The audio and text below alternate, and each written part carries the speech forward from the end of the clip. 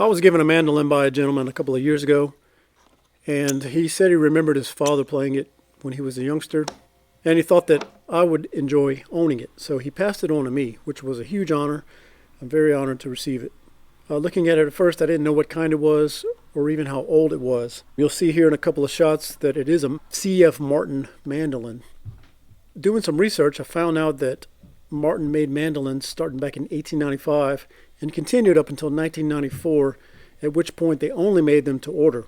They did that until 2002 and then stopped making them altogether. So it's pretty interesting that I own this piece of Martin history.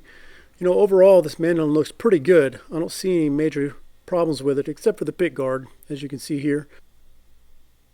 It must have happened due to some humidity changes over the years. You can see the C.F. Martin logo there at the back of the headstock. And there's another logo down in the lower bout of the mandolin on the back. To the left of that is the gentleman's name. That may have even been written by his dad, I don't even know.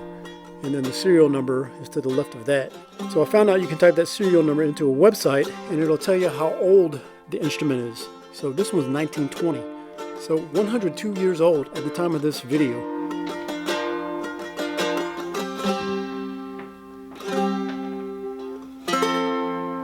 So I thought that would be pretty cool and pretty interesting to share. I'm sure some of you out there will appreciate it.